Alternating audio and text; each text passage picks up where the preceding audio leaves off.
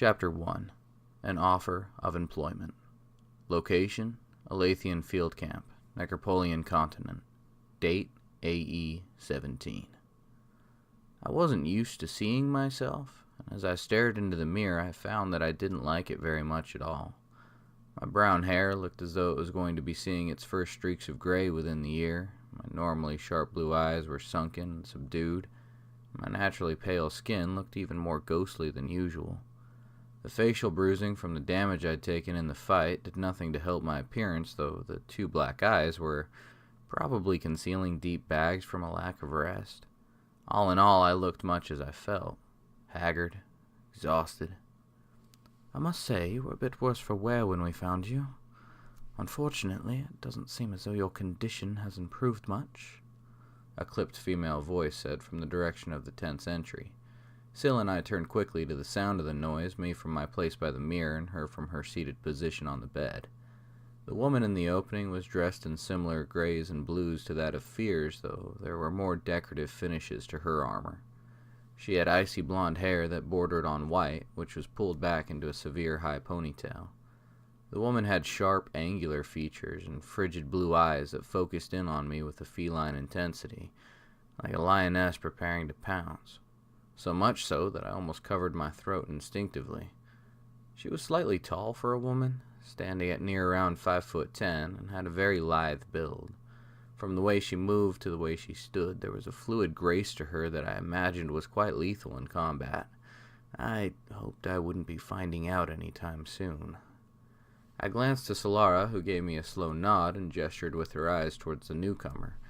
I would do the talking then, and she would scrutinize the interaction, and we would compare notes later. I prepared to speak, though unarmed, injured, and mostly naked wasn't the usual way I like to approach interactions with apparently deadly people.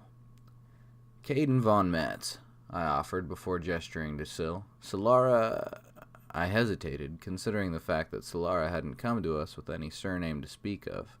"Von Metz," Solara helpfully completed, forcing a brief smile across my lips. "And you are?" I asked with a soft gesture towards the woman, who now stepped fully within the tent and allowed the flap to close behind her. Aline Althus," she commented as she dispassionately looked over myself and Solara. "I trust you've been well enough cared for?" she asked as her vision passed over my many blood-stained bandages. I wasn't sure when I'd earned the wounds, though I knew I wouldn't have noticed them when they had occurred, not with the state I had been in.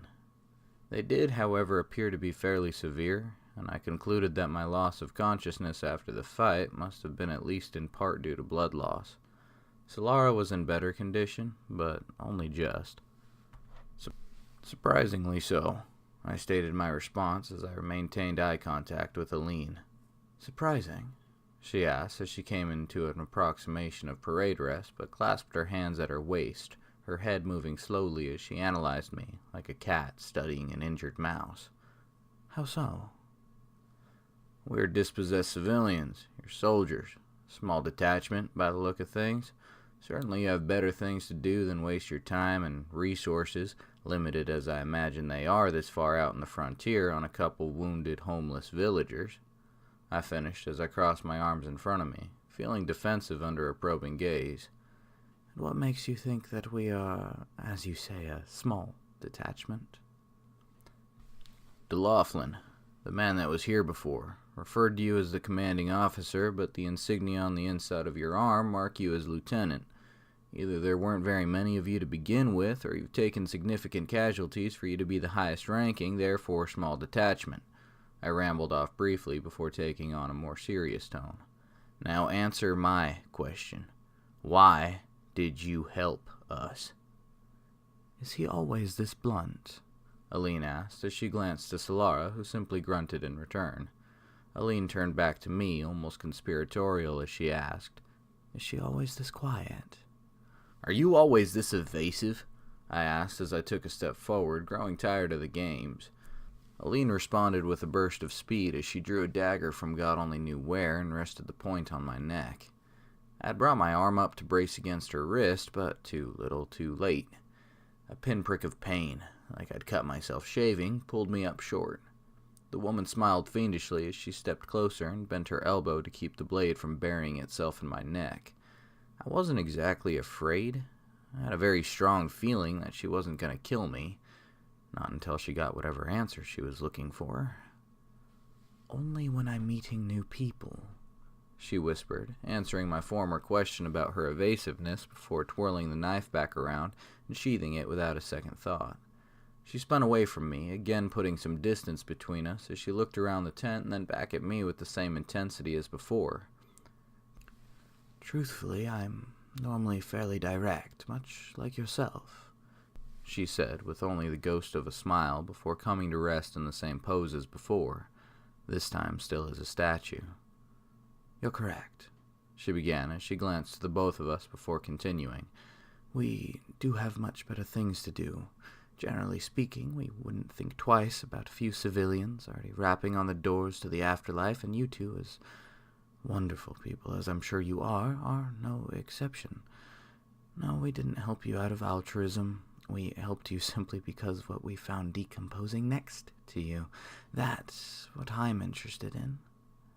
"We killed some Anarn soldiers, ambushed them while they were still preparing to break camp. That hardly seems noteworthy," I answered as I reached up to wipe the blood from my neck with two of my fingers. "Yes, you killed some Anarn soldiery, but also something else," she said with a smile. "If the apparent evidence is to be believed, the two of you, or at least one of you civilians, killed an Elysian." "Well, he almost killed us back, so, like I said, hardly noteworthy." "So you do claim to have killed him?" Aline asked, focusing very intently on me as I answered. "The two of us did," I replied, only breaking eye contact to nod at Solara. "Together. He'd have killed either one of us alone." "I don't think you're lying," Aline responded after a moment's pause. "But time will tell, I suppose." "How's that?" I asked in confusion. "I'm sorry?" "How exactly will time tell the truth?" "Oh, I have a job offer for you, and if you're lying, it will kill you," she answered coldly and evenly. "What makes you think either one of us want the job?" I asked with a sidelong glance to Syl, who looked as confused as I felt. "I know who commanded the attack," Aline shrugged casually. "Up-and-coming major in the Anarn ranks. My small detachment and I are supposed to be killing him fairly soon. I thought you might want to tag along." I tried to keep my reaction stifled, but blood and distraction seemed to be the only things that could keep me from dwelling on what I'd lost. A new quest for vengeance didn't sound like such a terrible thing. "We'll need some time to make a decision," I answered as quickly and as firmly as I could. "Decide quickly, then," Aline said as she made for the exit. "We break camp in a couple of hours, and we have no need for hangers-on."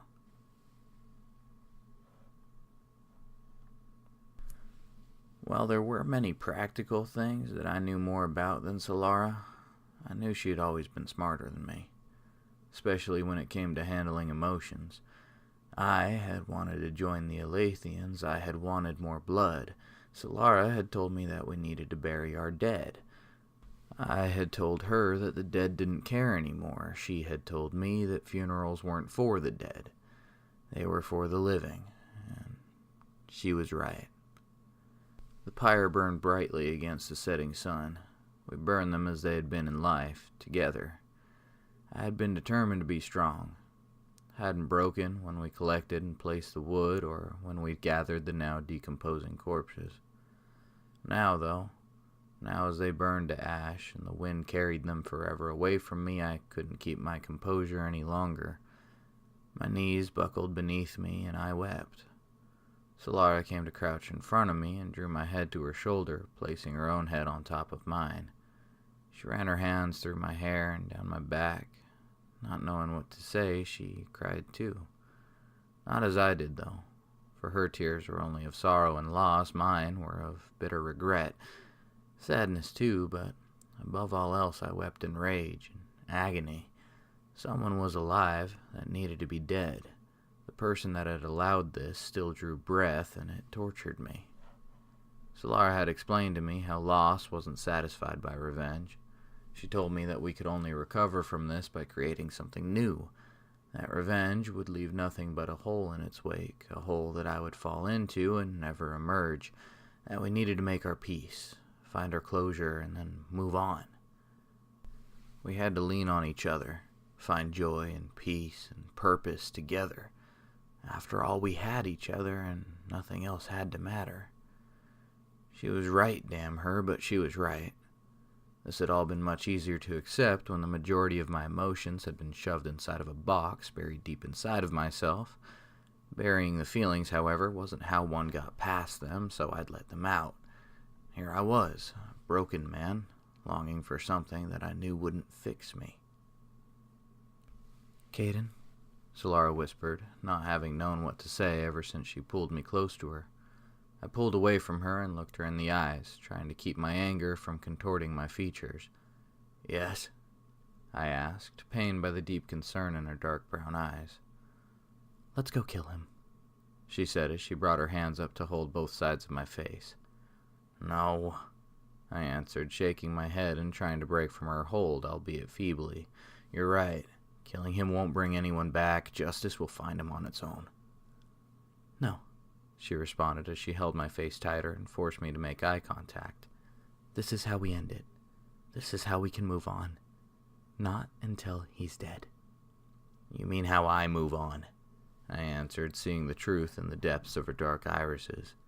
"You don't need this. I'm holding you back." "No, Caden," she answered with the ghost of a smile that barely tugged at the corners of her lips. "If you need something, then I need it too. If I need, then I know you do too. We are one now. If I breathe, we breathe. If you're happy, we're happy. If you need revenge for closure, then we need revenge." She was right. Her happiness couldn't cancel out my need for justice served. If she were to need water, it wouldn't matter how quenched my thirst was. I could be drowning in purified oceans, but if she was thirsty, so was I. I needed a man dead. So did she. It was as simple as that, or so I believed. She kissed me then, softly, unexpectedly, and held me with her lips. Her comfort spread through me, and our solidarity gave me new resolve. We had purpose. "As much as I'm loath to interrupt a lovely moment," a brightly accented voice called from somewhere behind us, "Commander told me to come and fetch you as she was sure you'd be changing your mind." We turned to face Fears de Laughlin, standing some distance away, carrying extra packs of water and provisions. "Please tell me I wasted the trip," he called as he started to march towards us. "I love seeing the Commander's face when she's wrong." He hesitated as he tilted his head to the side. "At least I think I would. If and I ever saw it." "Sorry to disappoint," I answered as I found my feet and helped Syl to her own, "but we'll be coming with you."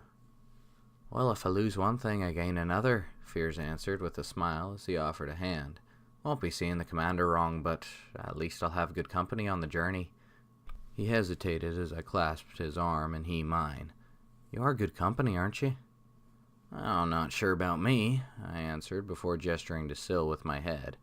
"She is, though." "No offense," he replied with a smile and leaned forward as though he was about to share some deep, dark secret with me. "But I liked her more anyway," he finished with a wink in Solara's direction. "Mine," I responded as I moved my head to interrupt his line of sight to Solara.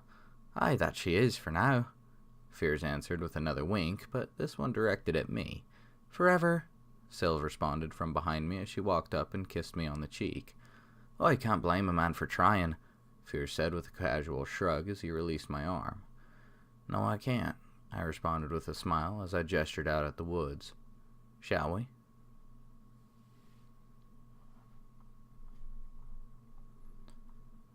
Major Aldrich Ferris of the Anaran army stood in a cavern, stared into a pool of water, wondering at his own reflection. His hair, once jet black, was now more salt than pepper, matched the coloration of his thick but trimmed beard. His rough, lightly tanned skin was beginning to wrinkle at the forehead and the corners of his eyes. It was the face of an older man, a weathered man, a different man. His eyes had never changed.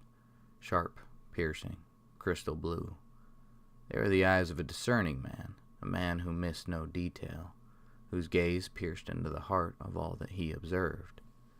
He stood surrounded by the dead, though they could hardly be called that, for they were very much alive in some ways. The creatures that the Anaran forces utilized here on the Necropolian continent were numerous, if not less than intelligent. The Lakin served a purpose, and they served it unfailingly, and they did not disobey orders, unlike their human counterparts. In that spirit, 6 human soldiers knelt before him, not the least of which an Elysian. The remainder of the human and Elysian complement stood milling around the cavern, intermingled with the Lakin. These soldiers were far more rare in the Anaran army, and far more valuable. Each of them picked from birth and trained from childhood to be the most ruthless and competent warriors on the continent. The training showed in their results, each of them worth a few of their Lathian enemies. These people, however, were absolutely useless without a battlefield, lacking all knowledge of anything that didn't have to do with fighting, dying, and occasionally fucking. Aldrich preferred the Lakin, however. They followed orders, they obeyed, they represented structure and unfailing loyalty, all characteristics that Major Aldrich Ferris respected and trained to foster in himself. Laws, authority, and loyalty were what had built the Anaran Empire, and they were what would usher her into the future. These men and women before him had none of those qualities, and ruthlessness was the only language they spoke. Aldrich stalked forward to the first of his prisoners, the Elysian named Eerie, her hands bound behind her and to her ankles. Blood trickled and poured from the various minor injuries that the Lakin had inflicted while dragging her and her comrades across the floor.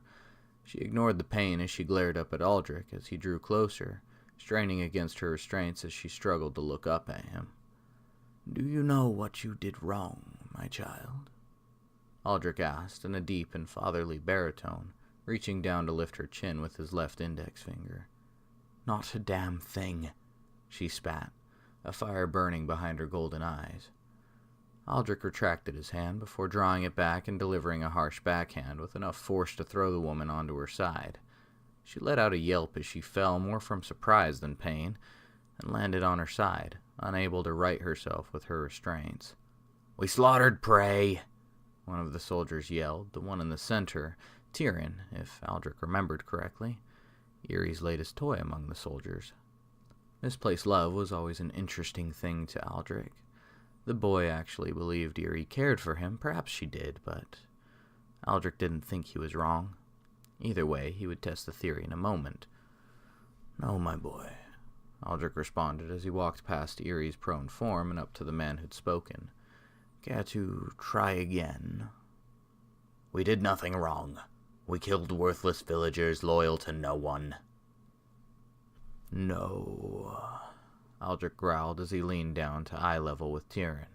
"That is not what you did. You and your compatriots disobeyed a direct order."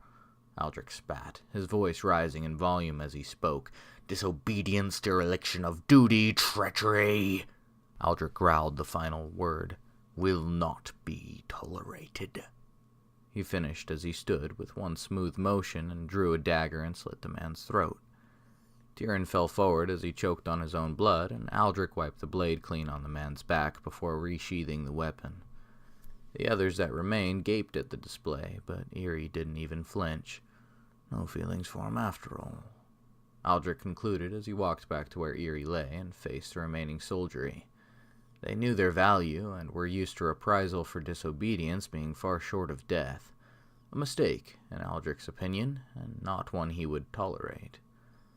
"This is my company," Aldrich began again after Tyrion had finished spluttering on the ground. "In my company I will have obedience. The wolves will perform as ordered. They will not attack unless commanded to. They will not retreat unless commanded to. And," he roared as he kicked Eerie firmly in the exposed stomach, "they will not raise a village to the ground, hostile or otherwise, unless commanded to. The consequences of your actions are far more reaching than any one of us can imagine, and we will not invite fate to deal retribution on our heads and endanger our mission." He finished with a calming breath. Unfortunately, you were only ever taught one language, Aldrich continued with a sigh, as he gestured to 8 of the Lakin and pointed to Eerie, who lay coughing on the floor. the tongue of blood and death, of pain and suffering, and so too must I speak to you in a way that you will understand. He walked casually over to where Eerie lay before bending down to look her once again in the eyes. I'm sorry, my child, but this is the only way any of you will learn, he finished as he brushed the back of his hand across her cheek. The anger still burned behind her bright irises, but there was something new there as well. Yes, that's it. Fair. Aldrich wasted no time as he stood, delivering one firm disabling kick to the woman's diaphragm as the Lakin unbound her. 2 of them held each of her limbs, their combined strength working to overwhelm her as Aldrich reached to his belt and drew a heavy smithing hammer. She screamed as he shattered her left kneecap, but the sounds fell on deaf ears as he brought the hammer down on her right and the strength left both of her legs. He followed with her elbows, coldly, methodically.